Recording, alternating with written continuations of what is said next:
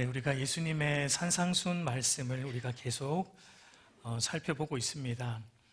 특별히 여러분 우리가 이제 6장을 보고 있는데 이 6장은 하나님 앞에서라는 이 코람데오 신앙, 이 코람데오 신앙의 이 원리 속에서 이 대전제 속에서 6장 전반부는 이 코람데오 신앙으로 살아가는 우리 그리스도인들의 신앙생활의 영역, 우리 신앙생활의 영역은 어떠해야 하는지에 대해서 구제와 기도와 금식으로 이제 주님께서 말씀을 주셨다면, 이제 오늘부터 보게 될 6장 후반부로 넘어가면 6장 후반부는 이 코람데오 신앙으로 살아가는 그리스도인들의 세상 속에서의 삶의 모습이에요.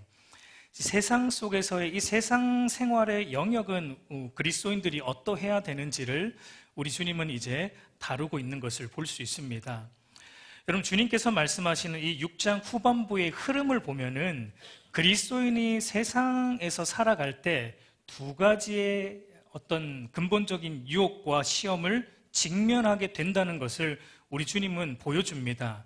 그 하나는 뭐냐면 우리가 세상을 사랑하게 되는 것이고, 다른 하나는 세상에 대해서 염려하게 되는 것이, 우리가 세상 속에 나아가면 한편으로는 세상을 사랑하거나 다른 한편으로는 세상에 대해 염려하게 되는 이 문제를 우리가 직면하게 될 것이다 라는 것을 주님은 이 6장 후반절을 보면 말씀하고 있습니다.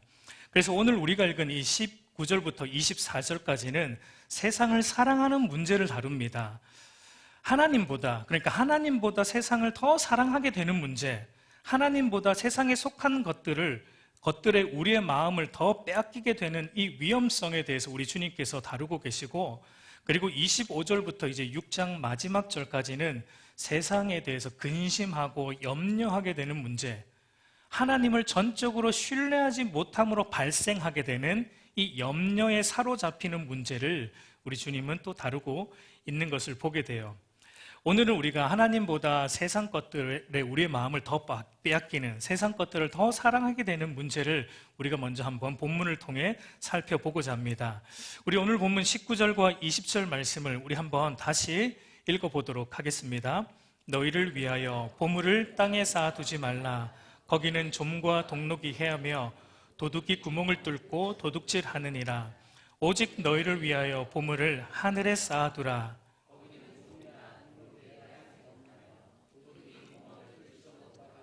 도둑질도 못하느니라. 여기 보면 우리 주님께서 두 가지의 명령을 하고 계세요. 하나는 너희가 보물을 땅에 쌓아두지 말라는 부정형의 명령이고, 다른 하나는 너희가 그러면 보물을 하늘에 쌓아두라는 긍정형의 명령입니다. 그러나 여러분, 이것은 하나의 명령이죠. 너희가 보물을 땅에 쌓지 말고 하늘에 쌓아두라는 하나의 명령입니다. 먼저 우리가 이 보물을 땅에 쌓지 않고 하늘에 쌓아둔다라는 이 주님의 말씀이 의미하지 않는 바, 그러니까 잘못된 이해에 대해서 조금 짚고 넘어갈 필요가 있을 것 같아요. 이 보물을 땅에 쌓아두지 말라라는 말을 우리가 문자 그대로 이해하면 안 돼요. 문자 그대로 이해해서 보물, 대표적으로 물질을 땅에 쌓지 않는 것, 그러니까 이 땅을 살면서 우리가 부를 축적하는 행위, 저축을 하거나 투자를 하거나 보험을 들거나 하는 이런 것들을 부정적으로 여기고 마치 이런 것들은 믿음 없는 행동처럼 여기는 것입니다. 그런 의미가 아니라는 겁니다. 여러분, 우리는 얼마든지 이 땅을 살면서 미래를 위해 저축할 수 있어요. 다행이죠. 미래를 위해 저축할 수 있고 투자도 할 수 있고 보험도 들 수 있습니다. 여러분, 성경은 그런 것 자체를 부정하게 보지 않습니다. 우리 잠언 6장 6절과 8절을 우리 한번 보면은 이런 말씀을 하시는데, 게으른 자여 개미에게 가서 그가 하는 것을 보고 지혜를 얻으라. 개미는 두령도 없고 감독자도 없고 통치자도 없으되 먹을 것을 여름 동안 예비하며 추수 때의 양식을 모으느니라 라고 말합니다. 여러분, 잠언 기자가 우리에게 게으르지 말 것을 당부해요. 게으르지 말 것을 당부하면서 너희가 개미에게 가서 지혜를 배우라고 말하는데, 그것이 뭡니까? 여러분, 개미가 먹을 것을 여름 동안 예비하고 추수 때의 양식을 모아놓는 것. 한마디로 쌓아두는 거죠. 모으는 것, 쌓아두는 것. 그러니까 여러분, 성경은 우리에게 미래를 위해 우리가 어떤 물질을 저축하고 투자하고 보험 드는 그런 쌓아두는 행위 자체를 부정하거나 금하지는 않는다라는 겁니다. 물론 여러분, 우리가 어떤 마음으로, 어떤 동기로, 어떤 방향성으로 그것을 하고 있느냐에 따라 달라질 수는 있어요. 어떤 마음과 어떤 그 마음 중심의 동기와 어떤 방향성으로 그 일을 하고 있는지에 따라 그것이 하나님 앞에 선한 것이 될 수도 있고 아니면 악한 것이 될 수도 있습니다. 사실 오늘 본문의 핵심은 이 부분이에요. 우리가 뒤에서 조금 더 자세히 말씀드리도록 하겠습니다. 그리고 여러분, 보물을 하늘에 쌓아두라라는 말도 어떤 분들은 이렇게 이해를 해요. 보물을 하늘에 쌓아두는 것, 그러니까 우리가 교회에 헌금을 많이 하고 교회 일을 위해 물질을 많이 쓰면 우리가 쓴 만큼의 어떤 그 것들이 어디에 쌓이는 겁니까? 하늘에, 하늘나라의 크레딧으로 쌓이는 것처럼 생각하는 경향이 있어요. 그러니까 마치 우리가 헌금을 하고 우리가 교회를 위해 헌신하고 우리가 교회를 위해 쓰는 물질이 하나님 나라에 쌓이는 나의 공로처럼 생각하는 경향성이 여러분, 알게 모르게 우리 안에 여러분 자리 잡고 있다라는 것을 볼 수 있습니다. 그래서 우리는 쉽게 이렇게 생각합니다. 교회를 위해서 쓰는 물질은 거룩하다. 그런데 교회 밖에서 쓰는 물질은 거룩하지 않다. 아니면 조금 덜 거룩하다. 뭐 이렇게 생각하고 하는 경향이 있는데 여러분, 그것도 성경적이지 않습니다. 교회 안에서 사용하든지 교회 밖에서 사용하든지 그 모든 물질의 주인은 누구십니까? 하나님이세요. 하나님. 그러므로 모든 물질을 하나님의 주인됨을 인정함으로 사용하면은 다 거룩한 겁니다. 네. 여러분, 하나님의 영광을 위해서 하나님을 알아가는데 그리고 하나님과 이웃을 섬기는데 그런 목적으로 교회 안에서 사용이 되고 교회 밖에서 사용이 되면 그것은 거룩한 거예요. 그러나 하나님을 알아가는 것과 전혀 상관없고 하나님을 섬기고 이웃을 섬기는 것과 전혀 상관없이 오로지 나를 위해서 사용되는 교회 안에서의 물질, 교회 밖에서의 물질은 다 여러분, 그것은 부정한 물질이라고 우리가 볼 수 있는 거예요. 그러니까 여러분, 보물을 땅에 쌓아두지 말고 하늘에 쌓아두라라는 이 말씀은 단지 교회를 위해 헌금하고 교회 일을 위해 열심히 투자하는 것은 거룩한 것이고 하늘에 쌓이는 것이고 세상 일을 위해 우리가 저축하고 쓰고 그런 것들은 거룩하지 못한 것이고 땅에 쌓는 것이다라는 것은 잘못된 생각이다라는 것을 우리가 먼저 염두에 둘 필요가 있습니다. 여러분, 본문이 말하는 주님의 의도는 무엇일까요? 돈과 재물, 그러니까 물질을 보는 관점입니다. 관점. 물질을 우리가 어떻게 보고 있는가, 물질을 어떻게 사용하고 있는 방향성에 대해서 주님은 말씀하고 있습니다. 그러니까 물질에 대한 저와 여러분의 마음 중심의 태도가 어떠한가를 주님은 묻고 계십니다. 여러분, 돈을 적게 소유하고 있는가? 청빈한 삶을 사는 게 그리스도인의 아주 신앙적인 삶인가? 그런 게 아닙니다. 물질을 많이 소유하고 있는 건 잘못된 것인가? 그런 걸 말하는 게 아니에요. 헌금을 많이 하는 게 좋은 것인가? 적게 하는 게 좋은 것인가? 돈을 교회를 위해 많이 쓰는 게 좋은 것인가? 세상 일을 위해 많이 쓰는 게 좋은 것인가? 그런 문제를 주님은 말씀하고 있는 게 아닙니다. 돈과 재물에 대한 나의 태도예요. 나의 마음의 중심이 어떠한지를 주님은 묻고 있습니다. 여러분, 성경은 돈 자체를 악하거나 돈을 많이 소유하는 것 자체가 악하다고 절대 말하지 않습니다. 여러분, 돈도 누가 주시는 겁니까? 하나님이 주시는 거예요. 우리 신명기 8장 18절 말씀 한번 같이 읽겠습니다. 내 하나님 여호와를 기억하라. 그가 내게 재물 얻을 능력을 주셨습니다. 여러분, 하나님께서 재물 얻을 능력을 우리에게 주셨습니다. 우리 힘으로 버는 게 아니에요. 하나님이 능력 주셔서 버는 거예요. 그리고 재물을 하나님께서 우리에게 허락하여 주신 것입니다. 여러분, 그래서 재물을 가지는 것 자체가 악한 건 아니에요. 그래서 우리 주님도 주기도문, 우리 주기도문을 통해 배웠지만 일용할 양식, 그러니까 일용할 양식이라는 건 먹는 것만이 아니라 모든 필요한 것들, 모든 우리가 살아가면서 필요한 물질과 필요한 모든 것들을 너희가 하나님께 구해라 라고 주님께서 기도를 통해 가르쳐 주신 것도 우리가 보았습니다. 여러분, 그러니까 성경은 우리 그리스도인들에게 무소유를 주장하거나 금욕적인 삶을 살아야지 그것이 바른 신앙이다라고 절대 말하지 않습니다. 성경이 우리에게 가르치는 것은 하나님이 주신 모든 것은 선하다는 겁니다. 그리고 그 모든 것을 통해 하나님과 바른 관계를 맺고 하나님을 알아가는 일에 그 모든 것들이 도구로 사용된다면 그 모든 것은 선하다라고 하나님은 말씀하고 있습니다. 여러분, 하나님이 창조하신 때를 우리가 한번 생각해 보자고요. 하나님께서 창조하신 모든 것을 하나님은 인간으로 하여금 기뻐하고 누리라고 다 주셨어요. 그리고 하나님께서 아담과 하와에게 하나님이 주신 모든 것들을 통해서 그 모든 것들을 허락하신 하나님을 더 깊이 알아가고 그분과 바른 관계를 누리면서, 그래서 하나님과의 바른 관계를 통해 오는 참된 행복과 만족과 기쁨을 누리도록 하나님은 모든 것을 허락하셨습니다.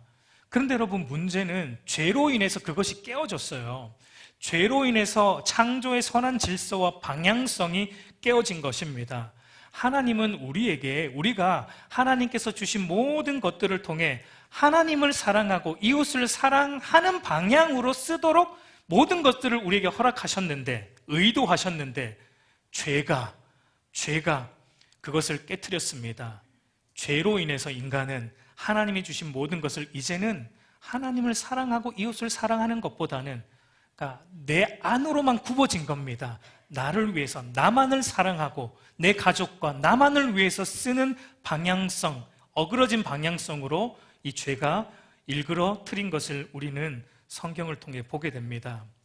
그러나 여러분, 그러니까 이 돈과 재물의 참된 소유권이 하나님께 있음을 인정하지 않고 마치 내가 수고하고 내가 땀을 흘려 벌었기 때문에 이 돈이 내 것이다, 그러니까 내 소유권, 내 주인됨을 물론 말로 드러내놓고 인정을 하든지, 아니면 말로는 안 하지만 속으로 은근히 그렇게 이건 내 거다라고 생각하는 은근한 마음으로 모든 재물을 교회 안에서 쓰든 밖에서 쓰든 그 모든 것은 바로 보물을 땅에 쌓는 것이다라고 우리 주님은 오늘 말씀하고 있는 것입니다.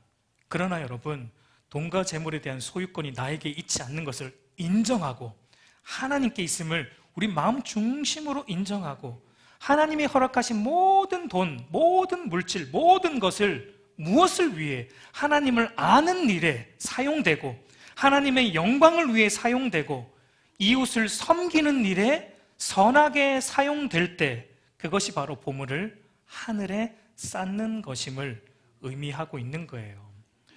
여러분, 오늘 우리의 마음은 내가 가지고 있는 지금 내 소유, 우리의 소유, 여러분, 우리 통장 그 뱅크 어카운트 안에 있는 우리의 소유, 우리의 땅 문서, 우리가 가진 모든 소유에 대해서 누가 주인이라는 의식을 우리가 가지고 있습니까? 그 모든 것의 주인이 하나님이시라는 것을 마음 중심으로 여러분 인정합니까? 아니면 입술로는 우리가 인정하는데 우리 마음속 깊은 곳에서는 나도 모르게 내가 주인이라고 속삭이면서 여전히 내가 주인 행세하면서 내 뜻대로 여러분 사용하고 있습니까?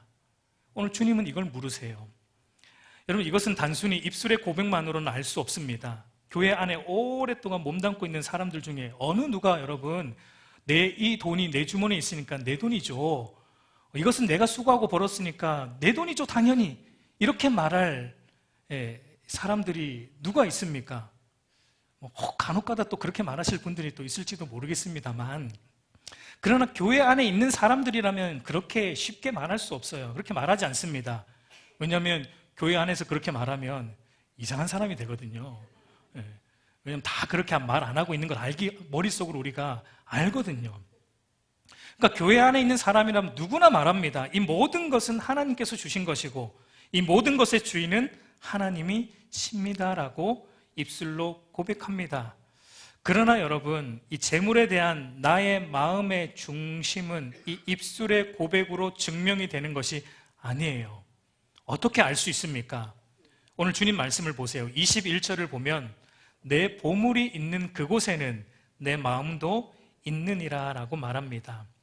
여러분, 예를 들어서 여러분이 엄청난 보물을 어딘가에 숨겨 놓았다고 한번 가정을 해보자고요.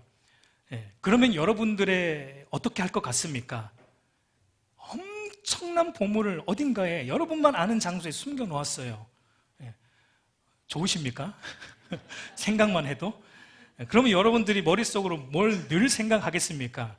늘 이걸 생각할 거예요. 그게 그곳에 잘 있는지, 혹시 누가 가져가진 않았는지, 그곳에 잘 있는지 항상 머릿속으로 그걸 생각하면서 우리의 마음이 그곳에 다 쏠려 있는 것을 아마 보게 될 거예요. 우리의 시선이, 우리의 마음이 거기에 다 집중되어 있습니다. 그런데 여기서 또 한 가지 우리가 또 짚고 넘어가야 될 게, 이 보물이라는 것은 단순히 돈과 재물 많은 물질적인 것만을 의미하지는 않습니다.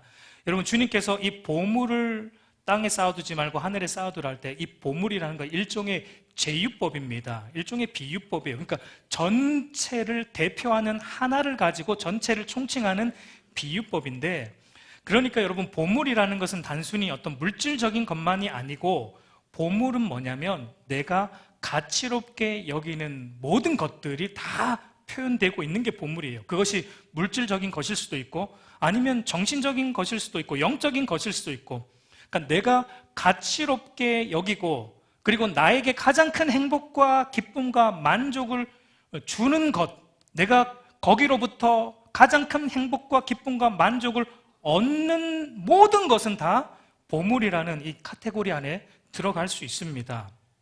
그러니까 여러분, 사람마다 보물의 의미는 다를 수 있어요.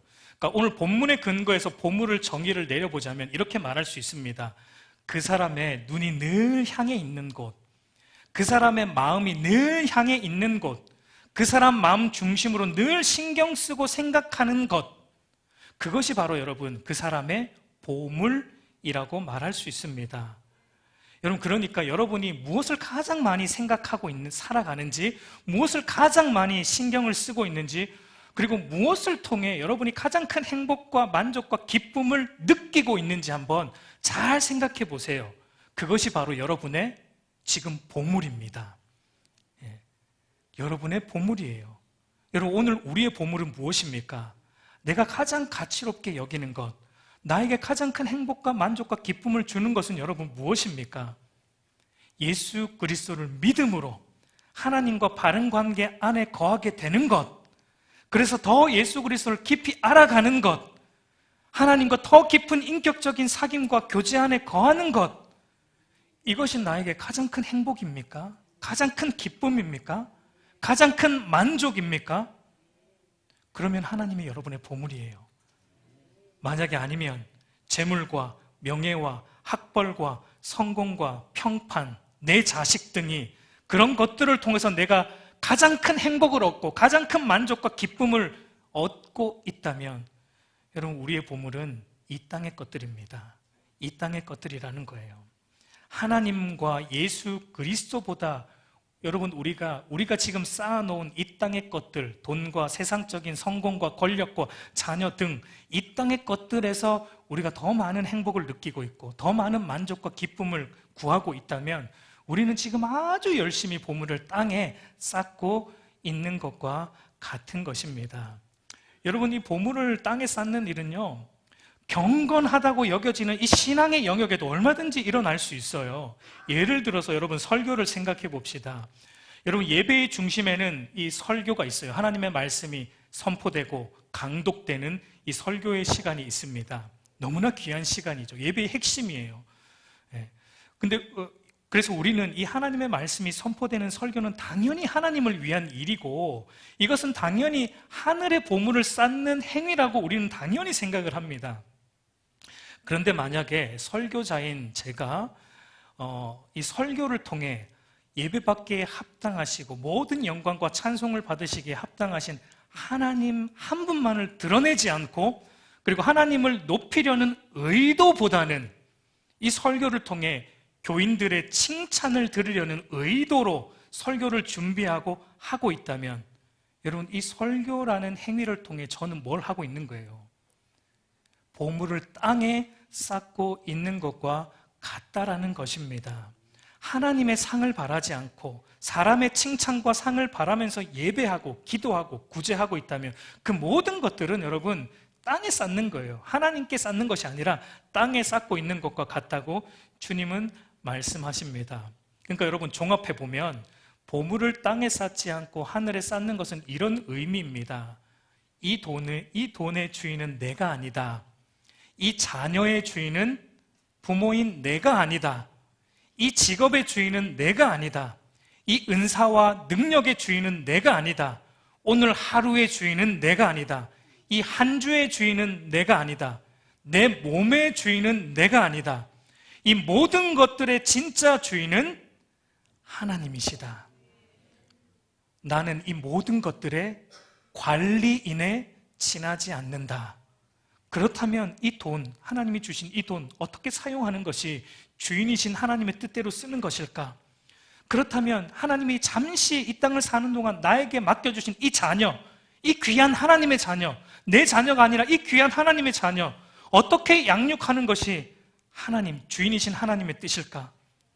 내가 가진 이 은사와 능력, 하나님이 주신 이 은사와 능력, 내 것이 아니기에 어떻게 하나님의 뜻대로 사용하며 사는 것이 하나님이 기뻐하는 것일까? 내가 가진 모든 것, 내 것이 아니기에 이것을 어떻게 하나님, 주인이신 하나님의 뜻대로 사용할까? 마지막 날에 주인이신 하나님께서 반드시 이 모든 것들에 대해 결산하실 것인데 이 모든 것들을 내가 어떻게 사용해야 하는 것일까를 여러분, 우리가 고민하면서, 거룩한 고민을 하면서 주인이신 하나님 뜻대로 이 모든 것들을 사용할 때 우리는 여러분, 이 모든 것들을 통해 보물을 하늘에 쌓고 있는 것이 되는 것입니다. 여러분, 주님께서 왜 그렇게 하라고 말씀하십니까? 여러분, 이 땅에 쌓는 것은 어떻게 된다고 말씀하세요? 좀과 동록이 해하고 도둑질 당하지만 하늘에 쌓는 보물은 여러분 결코 좀과 동록이 해하지도 않고 도둑질 당하지 않기 때문이다라고 주님은 말씀하세요. 여러분, 좀은 무엇입니까? 좀 우리가 잘 알지만 옷을 상하게 하는 아주 작은 눈에 보이지 않는 벌레입니다. 여러분, 눈에 보이지 않는다는 게 중요한 겁니다. 눈에 보이지 않는데 어떻게 되는 거예요? 서서히 옷을 상하게 합니다. 여러분, 이 땅의 것들이 그런 거예요. 이 땅의 것들이 우리 눈으로 볼 때는 좋아 보이지만 그러나 서서히 망해가는, 파괴되는 것이라고 주님은 말씀하세요. 동록이라는 건 녹이 쓴다는 겁니다. 그러니까 여러분, 이 땅의 것들은 상하고 녹슬어 사라지고 또 도둑질 되어진다라고 말씀하세요. 오늘 본문은 도둑이 구멍을 뚫고 도둑질한다라고 말씀하시는데, 여러분, 예수님 당시에는 여러분 보물을 보관할 장소가 오늘날처럼 좋은 장소가 없었죠. 오늘날처럼 은행 시설이 없었기 때문에 주로 그 당시는 보물을 어디에다, 귀한 것들을 어디에다 보관했냐면 진흙으로 만든 집 안에 보관하거나 땅을 파서 땅 속에 보물을 보관했다고 합니다. 그러니까 여러분, 그러니까 종종 어떤 일이 있었겠어요? 도둑들이 그 땅을 파서 구멍을 뚫고 이 보물들을 훔쳐가는 일들이 그 당시에는 비일비재했습니다. 그걸 빗대어서 주님은 말씀하십니다. 그러니까 마찬가지로 이 땅의 것들, 우리가 이 땅의 것들, 보물로 삼고 있는 이 땅의 것들은 결국은 보물로 여기는 것들은 다 사라져 없어진다라는 것을 주님은 말씀하십니다. 그렇기 때문에 땅에 쌓을 필요가 없다라는 겁니다. 아무리 그것이 나에게 가치롭고 아무리 그것이 나에게 행복과 만족과 기쁨을 주는 것처럼 보일지라도 이 세상에 속한 것들은 영원한 것이 아니기 때문에 주님은 땅에 쌓는 것은 의미 없다라고 말씀하고 있는 것입니다. 그래서 여러분, 잠언 기자는 이렇게 말하는데, 잠언 23장 5절 말씀 우리 한번 같이 읽겠습니다.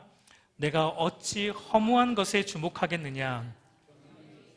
스스로 날개가 되어 하늘을 나는 독수리처럼 날아가리라.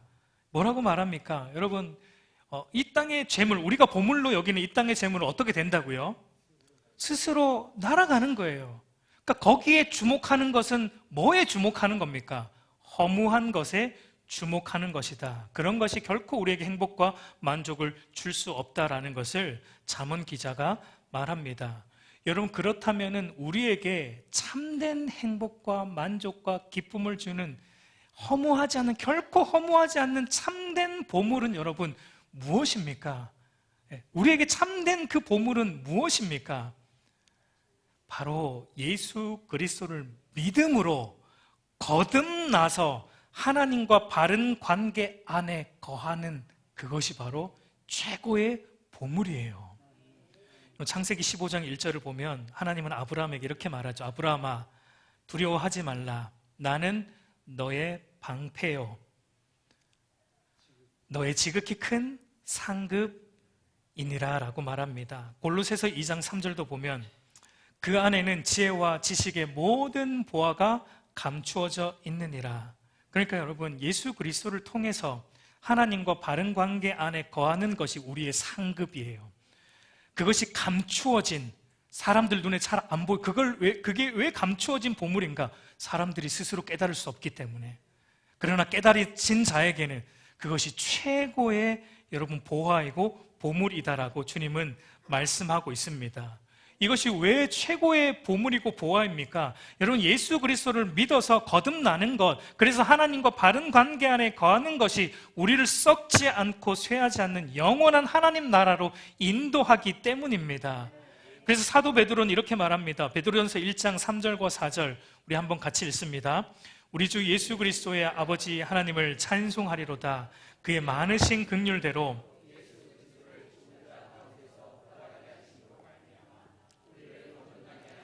산 소망이 있게 하시며 썩지 않고 더럽지 않고 쇠하지 아니하는 유업을 있게 하시나니 너희를 위하여 하늘에 간직하신 것이라. 여러분, 우리의 죄를 사하시기 위해 십자가에 죽으셨고 우리를 의롭다 하시기에 부활하신 예수님을 믿음으로 우리가 거듭나서 우리 안에 뭐가 생깁니까? 산 소망, 썩지 않고 더럽지 않고 쇠하지 않는 하늘나라에 대한 그 산 소망, 그 하나님 나라의 유업에 대한 소망이 우리 안에 생기기 때문에 여러분, 예수님을 믿어 거듭나는 것이 최고의 보물이라는 거예요. 여러분, 이것보다 값진 보물이 어디에 있습니까? 여러분, 이것과 비교할 수 있는 보물이 이 땅에 있습니까? 그래서 여러분, 사도 베드로는 사람들이 여러분 최고의 보물로 여기는 이 땅의 보물의 대표는 금이잖아요. 은금.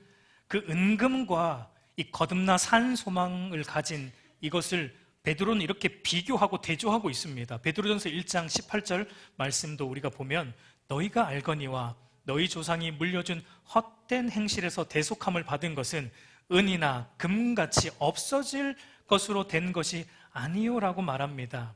여러분, 예수 그리스도를 믿음으로 대속함을 받아 하나님과 바른 관계 안에 거하게 되는 것은 세상 사람들이 보물로 여기는 은금으로 되는 것이 아니에요. 은금으로 되지 않습니다. 여러분, 세상 사람들은 하나같이 말합니다. 돈이면 다 된다고. 돈으로 안 되는 거 없다고 그렇게 말합니다. 그렇게 믿고 살아갑니다. 여러분, 안 되는 게 있어요. 안 되는 게 있어요. 그게 무엇입니까? 예수 그리스도를 믿는 거예요. 예수 그리스도를 진실로 믿는 것, 믿음으로 거듭나는 것, 거듭나서 하나님 나라에 대한 소망을 가지면서 이 땅을 나그네처럼 살아가는 것, 그거 여러분 은금으로 안 돼요. 하나님의 은혜로만 됩니다.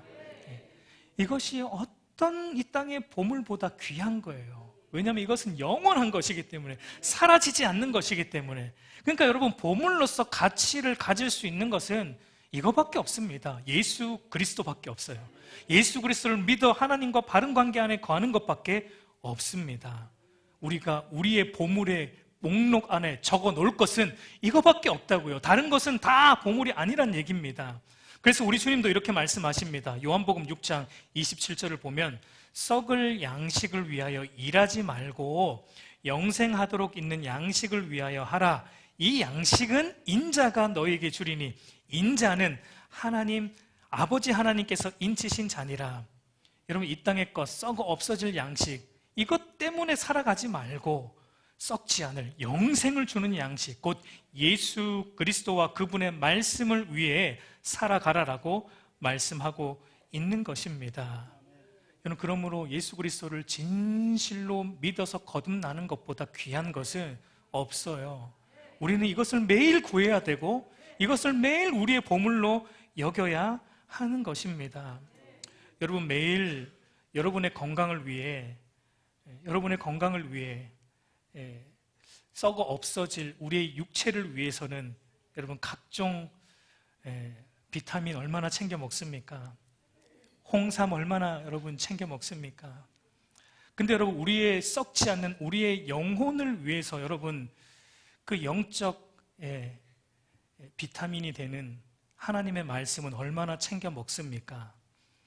우리가 육을 위해서 각종 건강보조식품 열심히 챙겨 먹으면서 운동도 열심히 하는데 우리의 영혼을 위해 하나님 말씀 앞에 엎드려서 하나님 말씀 붙들고 하나님과 바른 관계 거하고자 예수 그리스도를 통해 하나님을 더 깊이 알고자 매진하는 여러분, 그 시간은 여러분에게 얼마나 있습니까?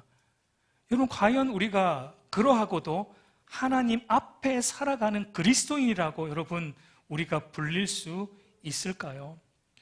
여러분, 우리가 무엇을 마음에 두고 사는지에 따라 여러분, 우리의 삶의 내용이 결정이 돼요. 이게 중요해요. 오늘 본문 22절과 23절 우리 한번 같이 읽어보겠습니다. 눈은 몸의 등불이니 그러므로 내 눈이 성하면 온몸이 밝을 것이요 눈이 나쁘면 온몸이 어두울 것이니 그러므로 내게 있는 빛이 어두우면 그 어둠이 얼마나 더하겠느냐라고 말합니다. 여러분, 우리 몸의 눈은 아주 작은 부분이에요. 그죠? 우리 육체 중에 아주 작은 부분입니다. 그러나 여러분, 눈은 어떤 역할을 해요? 눈은 아주 작은 부분이지만 이 눈이라는 것은 우리의 삶의 모든 방향을 결정하는 결정적인 몸의 기관입니다. 눈이 무엇을 보느냐에 따라 우리의 행동이 결정이 됩니다. 눈이 어디를 보느냐에 따라 우리가 가는 방향이 결정이 돼요. 흔히 여러분, 그래서 과도하게 재물에 집착하여 사는 사람을 뭐라고 우리가 말합니까? 재물에 눈이 멀었다, 돈에 눈이 멀었다라는, 눈 멀었다라는 표현을 씁니다. 그러니까 여러분, 우리가 눈먼 그것에 우리가 가는 길의 방향이 결정이 돼요. 돈에 눈먼 사람은요, 돈 버는 길로만 갑니다. 오로지 관심이 거기밖에 없으니까. 모든 삶의 내용이 돈 버는 쪽입니다. 모든 생각이 돈 버는 쪽으로 굴러가게 되어 있어요. 눈이 멀었기 때문에. 명예에 눈먼 사람은 명예 쌓는 일에 혈안이 되어 있어요. 쾌락에 눈먼 사람은 쾌락을 쫓는 일에 그 사람의 생각과 내용과 방향이 다 결정이 됩니다. 여러분, 그러니까 눈이라는 것은 다르게 말하면 우리의 삶의 방향이고 우리의 삶의 가치관이라고 말할 수 있습니다. 내 눈이 머물고 있는 것에 나의 삶의 내용도 있고 내 눈이 머물고 있는 것에 내 삶의 방향이 있다라는 것입니다. 여러분, 철로역정이라는 책을 보면은, 우리 좌한 번연이 쓴 철로역정을 보면 크리스찬이라는 순례자가 여러분, 자기가 살던 곳을 보물로 여기며 살았어요. 근데 그 도시가 이름이 멸망의 도시입니다. 근데 그 크리스찬이 처음에는 그곳이 보물로 여겼는데 그 보물이 결국은 멸망의 도시였다는 걸 처음에는 보지 못했어요. 왜냐하면 영적으로 눈이 감겼기 때문이죠. 그런데 그가 거듭나고 나니까 자신이 썩어 없어질 이 땅의 이 멸망의 도시를 보물로 여기고 살았던 것을 그가 보게 됩니다. 믿음의 눈이 열린 겁니다. 그래서 그가 어떻게 합니까? 영원한 생명을 외치면서 참 보물이 있는 하늘을 향하는 순례의 여정길, 나그네의 여정길을 그가 떠나게 됩니다. 그러니까 여러분, 이처럼 눈은 우리의 삶의 방향을 결정하는 중요한 기관입니다. 영원한 하나님 나라에 우리의 눈이 고정되어 있으면 우리는 그 하늘 나라를 향해 가는 거예요. 이 땅을 나그네로 살아가는 거예요. 그리고 그 삶의 끝은 영생이고 생명입니다. 그러나 우리의 눈이 이 땅에 고정이 되어 있다면, 이 땅에 고정이 되어 있다면, 이 멸망의 도시에 고정이 되어 있다면 우리는 이 멸망의 도시를 열심히 살아갈 겁니다. 그러나 그 끝은 멸망이라는 것을 말하고 있어요. 여러분, 두 곳을 우리가 동시에 볼 수 없습니다. 한 곳만 볼 수 있어요. 그리고 두 길을 동시에 갈 수 없어요. 우리는 한 길로만 갈 수 있습니다. 그러니까 여러분, 우리의 눈이 하나님께 고정되어 있으면 이 땅의 것은 여러분, 이게 우리에게 중요하지 않은 게 되는 거예요. 근데 우리의 눈이 이 땅에 고정이 돼 있으면 하나님이 별로 중요하지 않은 분으로 여겨지는 거예요. 그냥 하나님은 잠시 내가 이 땅을 살아가면서 내가 어려울 때 도와주시는 내 인생의 조력자, 알라딘 램프의 지니와 같은 존재, 그 정도로만 여기며 살아가게 되는 것입니다. 그래서 여러분, 주님은 결론으로 우리에게 하나만 선택할 것을 강요하고 계십니다. 우리 마지막 24절 말씀 한번 같이 읽어보겠습니다.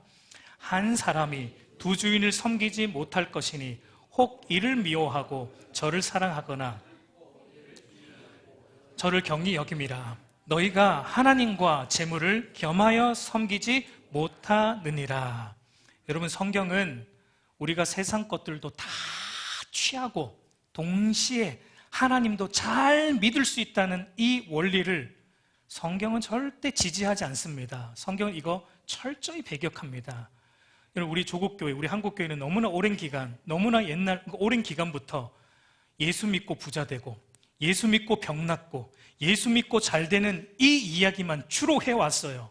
주로 많이 해왔어요. 여러분, 그것이 바로 오늘 주님이 말씀하시는 두 주인을 섬기는 거예요. 예수님도 믿고 세상도 섬기는 두 주인을 섬기는 것과 같은 것입니다. 주님은 오늘 본문을 통해 세상적인 것들로부터 너희가 행복과 만족과 기쁨을 삼으면서 동시에 하나님을 믿는 믿음과 신앙으로부터 기쁨과 행복과 만족을 삼는 것, 이거 불가능하다라고 주님은 못 받고 있는 겁니다. 근데 우리는, 우리의 이 타락한 본성은 그게 계속 뭐라고 말하면 가능하다. 주님은 안 된다 그러는데 우리는 아니, 주님 가능할 것 같은데요? 아니, 안 돼 그러는데 주님은 그렇게 말하는데 우리는 계속 속에서 우리 마음 중심에서 뭘 말하냐, 주님 저는 가능할 것 같아요. 주님은 안 된다 그러셨는데 제가 한번 해볼게요. 최초의 가능자가 제가 되어보겠습니다 라고 계속 우리 스스로 세뇌를 시킵니다. 그래서 우리 스스로 혼합주의 신앙을 가집니다. 하나님도 섬기고 재물도 섬기고 세상 것들도 얼마든지 동시에 취할 수 있는 것처럼. 그러나 여러분, 성경을 정직하게 보세요. 요한일서 2장 15절 말씀 한번 같이 보겠습니다. 이 세상이나 세상에 있는 것들을 사랑하지 말라. 누구든지 세상을 사랑하면 아버지의 사랑이 그 안에 있지 아니하니. 여러분, 성경은 말합니다. 하나님을 사랑하고 세상을 사랑하는 것 동시에 못한다. 이거 함께 갈 수 없다. 여러분, 참된 기독교 신앙은 하나님과 세상 사이에서 양자택일하는 신앙이에요. 참된 기독교 신앙은요, 여러분, 배타적입니다. 독점적인 신앙이에요. 여러분, 십계명 1계명에서 뭐라고 말합니까? 출애굽기 20장 3절 같이 읽어볼까요? 너는 나 외에는 다른 신들을 내게 두지 말라. 여러분, 하나님과 우리 사이에 다른 것들 들어오는 거 하나님 용납 안 하십니다. 하나님은 저와 여러분하고 독점의 관계를 원하세요. 아, 우리 하나님 너무 속 좁으신 거 아니에요? 부부 관계를 여러분 생각해 보세요. 부부 관계. 남편과 아내 사이에 다른 남자나 다른 여자가 여러분 들어오면 괜찮습니까? 어느 날 남편과 어느 날 아내가 다른 남자와 다른 아내를 집에 데리고 왔어요. 그리고 아내와 남편에게 말합니다. 여보, 이제 우리 셋이서 삽시다. 그러면 여러분들이 우리 남편, 우리 아내 이렇게 마음이 넓어. 이렇게 어떻게 다른 사람도 포용하면서 같이 살자고. 멋있다. 여러분, 그런 말씀 하시겠습니까? 머릿속으로 왜 이게 제정신인가 그러겠죠. 똑같습니다. 하나님과 저와 여러분의 관계가 부부 관계예요. 성경은 하나님과 우리를 부부 관계로 묘사해요. 하나님은 우리의 언약의 남편이세요. 우리는 그분의 언약의 신부입니다. 그렇기 때문에 하나님과 저와 여러분 사이에 그 어떤 것도 들어와서는 안 됩니다. 그게 사람일 수도 있고 그게 물질일 수도 있어요.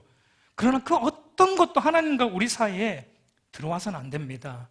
여러분, 그렇게 되는 게 바로 두 주인을 섬기는 거예요. 두 하나님을 섬기는 거예요. 두 남편과 함께 살고자 하는 영적 간음이라고 성경은 우리에게 말하는 것입니다. 야고보서 4장 4절 말씀에도 보면 간음하는 여인들아, 세상과 벗된 것이 하나님과 원수됨을 알지 못하느냐. 그런즉 누구든지 세상과 벗이 되고자 하는 자는 스스로 하나님과 원수되는 것이니라 라고 말합니다. 여러분, 야고보 사도가 말하잖아요. 하나님과 우리 사이에 다른 거 집어넣으면 그게 바로 간음이라고, 영적 간음이다라고 우리에게 말하고 있습니다.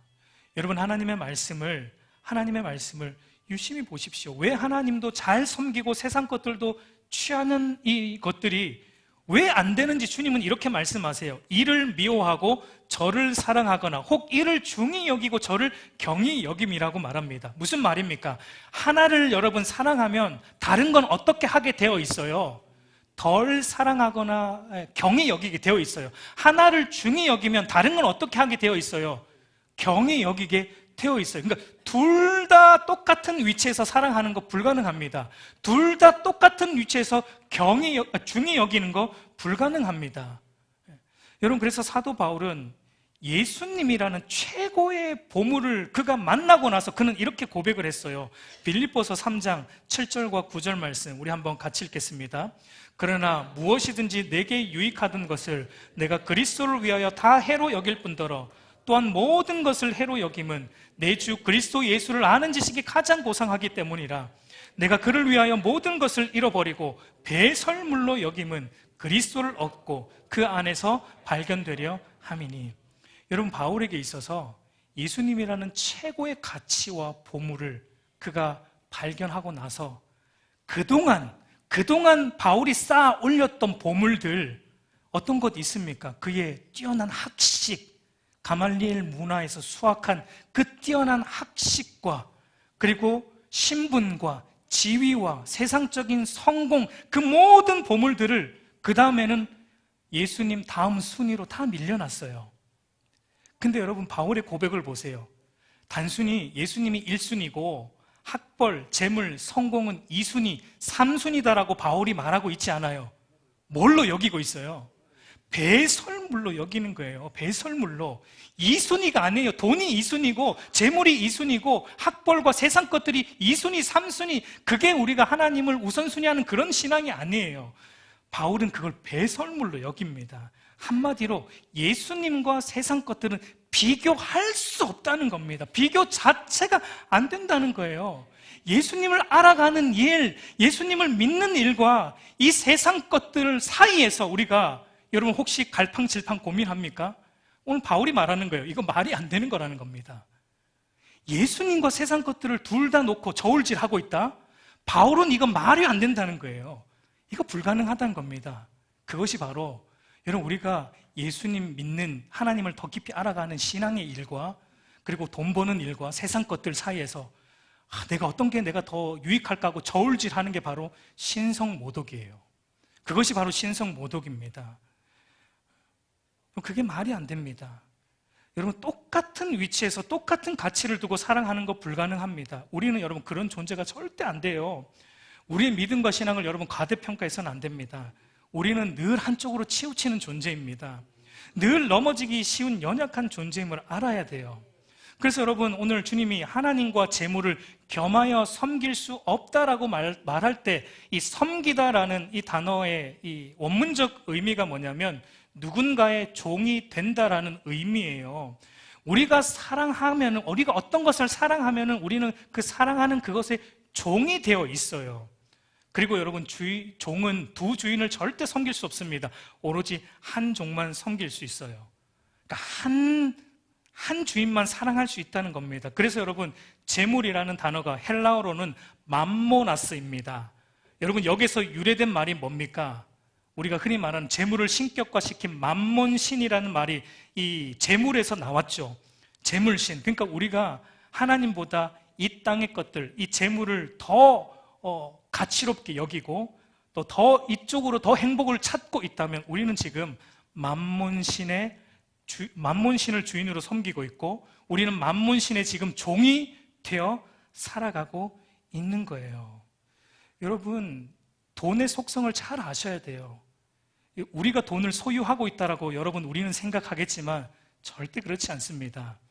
돈의 속성은 주인 삼고자 하는 게 돈의 속성이에요. 돈은요, 반드시 그 돈에 마음을 두는 그 사람을 종 삼습니다. 그리고 그 돈에 의해 움직여지게 되어 있어요. 그 재물에 의해 움직여지게 되어 있다라는 것입니다.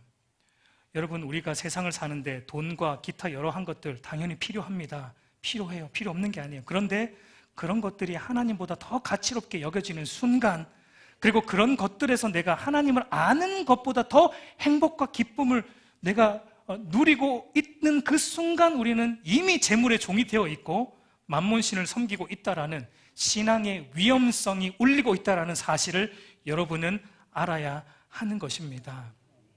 우리 사랑하는 성도 여러분, 이제 말씀을 맺겠습니다. 여러분, 돈과 재물을 포함한 이 세상 것들은 우리가 하나님과 예수 그리스도를 아는 일에, 섬기는 일에, 하나님을 사랑하고 이웃을 사랑하는 일에 사용되는 도구가 되어야 합니다. 도구가 되어야 합니다.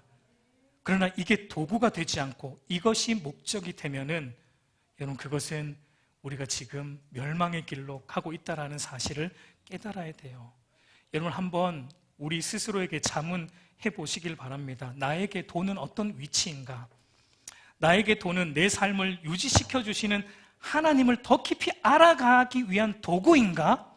아니면 나에게 돈은 그 돈이 내 삶을 유지시켜 주는 나의 신인가? 나는 예수님을 아는 것 안에서 가장 큰 행복과 만족과 기쁨을 누리고 있는가? 아니면 돈을 많이 소유하는 것 안에서 그 돈을 통해 이 세상 것들을 누리는 것 안에서 내가 가장 큰 행복과 기쁨과 만족을 누리고 있는가? 어느 쪽입니까? 주님은 둘 중 하나만 선택하라고 말씀하고 있으세요.